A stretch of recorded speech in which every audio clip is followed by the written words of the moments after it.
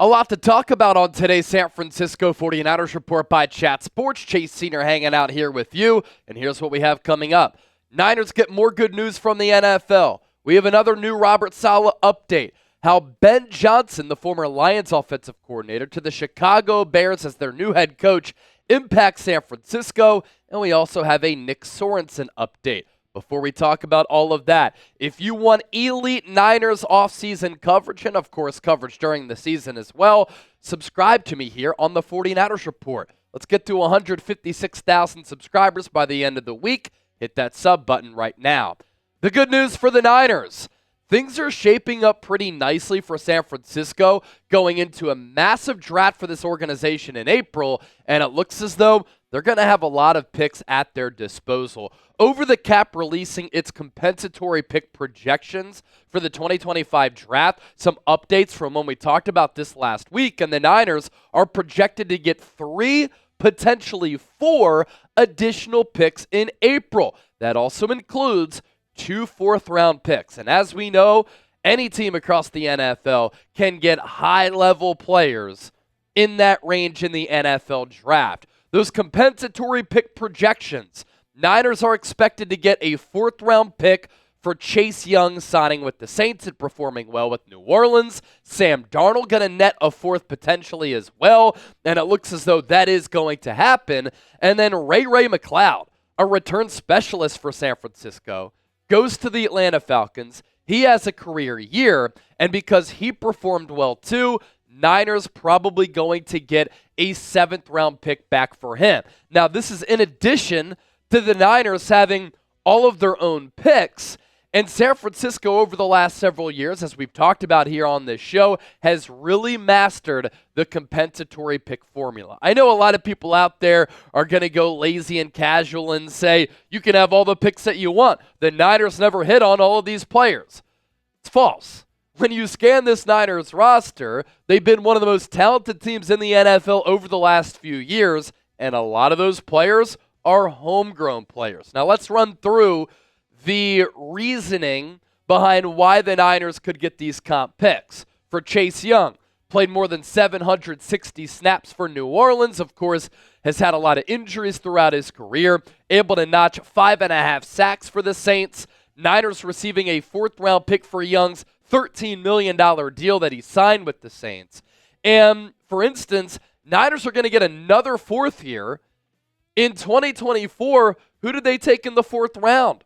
Malik Mustafa, for instance, who looks to be the future starter for this organization and immediately an impact player for the Niners. And San Francisco is top 10 in having rookies play the most snaps in the NFL in 2024. For Sam Darnold, started every game for Minnesota, had a career year, didn't end well, but he put together a really good 2024 campaign. He threw for 4,300 plus yards and 35 touchdowns. Both of those numbers career highs for him. And the big year for him, netting the Niners another 4th rounder. Isaac Guerendo, Jacob Cowing, also players selected in the 4th by San Francisco, and I think those players could be marquee players for this organization moving forward. At the very least, depth pieces, and the Niners need to stack up depth because they have depth concerns on this team. As for Ray McCloud, we flipped the page to him, kind of came out of nowhere for Atlanta. Has always been a really good return specialist, but this year had a career-high 686 receiving yards. He played over 1,000 snaps, and that's why San Francisco getting a 7th-rounder here. He signed a 2-year, $5 million contract with Atlanta. Smart for the Niners to let him go. Probably weren't going to bring him back on that price tag for McCloud. Wanted to get more of an offensive role, able to get that with Atlanta, and ended up being a pretty good bargain contract for the Falcons. There's also another compensatory pick with Clelin Ferrell on top of the Sam Darnold compensatory pick, the Chase Young and Ray McCloud compensatory pick. This write-up from Over the Cap, Sam Darnold's outstanding season has put his contract on the bubble of getting into the 4th round for San Francisco after playing almost every snap in 2024. The only things that could have helped more is if he got any postseason honors or if he had incentives tied to his strong play. But if Darnold's contract comes up just short, it's a big drop for the Niners, who will see that 4th round for Darnold leaving for Minnesota instead turn to a 7th rounder for Clelin Ferrell going to D.C. And so we'll see what happens with that. And then there's D'Amico Ryans and Ran Carthon. D'Amico Ryans, the former Niners defensive coordinator, who just wrapped up his 2nd year as the head coach for the Houston Texans. Back-to-back playoff appearances for him. Back-to-back years in which the Texans have won a playoff game. And Ran Carthon, he was with this Niners front office. He became the Tennessee Titans general manager. And so the Niners got a 3rd-round pick in this year's draft as well when they both got hired in the same offseason as minority hires for Houston as well as Tennessee. And Carthon just got fired, by the way, as the general manager for the Texans. So right now, the projected Niners draft picks, I love how this is shaping up here because the Niners are going to pick 11th overall. They're going to pick 43rd overall in the 2nd round, I believe, if my math is correct. They have their own 3rd, a compensatory 3rd, and then they have 3 4th-round picks, their own 2 compensatory picks. You can use those and stand pat. You can use those, package them to potentially move up in the 4th or get into the 3rd. And then the Niners have a 6th, a 7th via Carolina. I believe that's from the Christian McCaffrey trade. And then a round 7 compensatory pick 2, and maybe another pick that the Niners could have. So up to 11 potential picks for San Francisco. That's how you address depth if we're able to hit on the draft. So my thoughts here, I don't think the Niners are far off from getting back to championship contention. I think you can't let the ugliness of the 2024 season take over your brain and lead you to believe that the Niners just stink all of a sudden. All of these injuries, all of the drama, the instability, the ball didn't bounce their way, they lost close games. You shore those things up, you fix some of your flaws, you get some players healthy, you hit on players in the draft and in free agency, maybe you make a trade or 2 here and there. Player like Max Crosby, this Niners team can get back. As for their offseason needs, most importantly, offensive line, defensive line. Niners have to rebuild the trenches here. Left guard, center, right tackle along the offensive line, edge rusher, and defensive tackle along the defensive line. Those are the 2 biggest needs for this football team. And then there's a big drop to everything else. I like Renardo Green, Diamador Lenore at corner, but you're going to need to add more players there because everybody else is a free agent outside of Darrell Luter Jr., and he's an unknown commodity, and he's been injured. So cornerback, linebacker, safety, tight end 2, and running back, rounding out the Niners' offseason needs. Hopefully John Lynch and Kyle Shanahan see that here to my right. It's a big offseason ahead. I can't wait to cover it. We've already been talking about it and covering it flawlessly here on the show. If you're excited to see this offseason unfold like I am, I want you to hit that thumbs up icon and like the video. Our sponsor for today's Niners Report, our friends at Game Time, the best app in the ticketing marketplace. Last-minute tickets, lowest price guaranteed. Game Time specializes with prices that drop as the event gets closer. Thanks to Game Time picks, curation makes it easier to find the best seats at the lowest price guaranteed, so you get the best vantage point and the best price point. They have flash deals and zone deals. It's not just an app for sporting events. You can go to concerts, comedy shows, theater events, and a whole lot more. The technology with the app is awesome too. You can see the view from your seat before you buy, so you know exactly what to expect when you arrive. And if you download the Game Time app and you create an account and you use the code CHATSPORTS,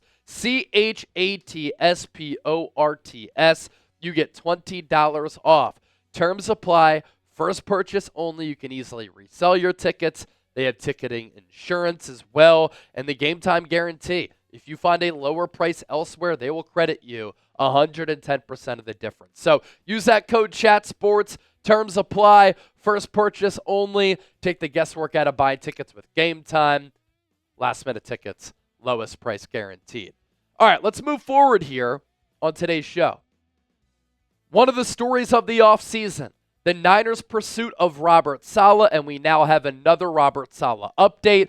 He is set to have his second head coaching interview with the Jacksonville Jaguars this week, and he's a legitimate candidate to replace Doug Peterson, especially now that Ben Johnson is off the board. Saleh was the Jags linebackers coach from 2014 through 2016, so he's known inside that building and has a lot of fans within that organization. And with the Bears hiring Lions offensive coordinator Ben Johnson, does that make Saleh the number one choice to become the next head coach for Jacksonville? The big question for me, if I'm Saleh and I'm in his shoes, does he want to work alongside Trent Baalke, who could be a dead man walking, and it doesn't allow Saleh to get a new head coaching job and start fresh with a new general manager? And does he want to go from one of the worst owners in the sport in Woody Johnson to another awful owner in Shad Khan? As for how this impacts the Niners, they have gone all in on Saleh being their next DC to take over for Nick Sorensen with no backup plan. I like their aggressiveness as they're willing to make Saleh the highest paid defensive coordinator in the sport. But if you whiff on Saleh, who's your next choice? Lou Anarumo got hired by the Colts. Take him off the board. Dennis Allen is being tied to following Johnson to be the next defensive coordinator for the Chicago Bears. What would the Niners be left with? And who would they hire? There's some chatter that if they don't land Saleh, it's going to be Brandon Staley as the internal promotion. Vic Fangio disciple, that's great, but his defense was good with the Rams during that COVID year, a little bit of an outlier, and his defenses with the Chargers were not that good, and it would be an uninspiring hire by San Francisco.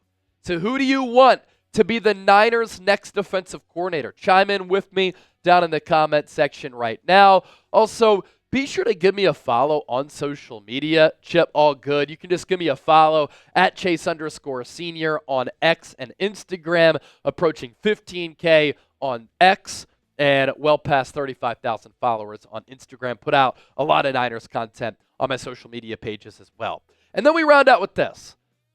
Last week, we talked about the report from Matt Barrows that Nick Sorensen was looked at as a leading candidate to land the Niners special teams coordinator job. But then there was this on Monday from Mike Silver, formerly of the San Francisco Chronicle, now covering the NFL once again nationwide, this time for The Athletic. He said, I do not expect the Niners to hire Nick Sorensen as their special teams coach.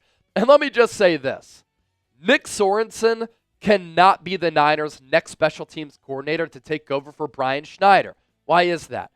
First of all, there are far better special teams coaches out there. This is a huge, glaring need for San Francisco, as last year they were dead last in special teams EPA, and over the last couple of years they've been an awful special teams unit, and it's cost them in huge games.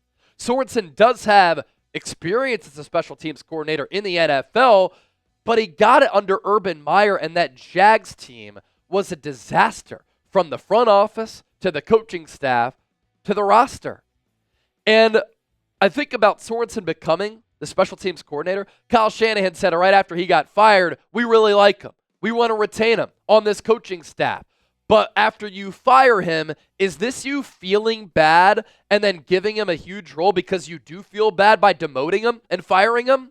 We have seen during the playoffs how crucial special teams are. And the Niners have kind of ignored this to a certain degree. They can't do it any longer because championship-level teams who are left in the playoffs, they emphasize that third phase of the game. And what Kyle Shanahan should do, not hire somebody who you feel bad for, hire the best candidate. Simple as that. Before we dip on out of here, another reminder to subscribe to the channel. I'll be back later with another show. Be on the lookout for that, and you can be on the lookout for that and get a push notification if you turn your notifications on.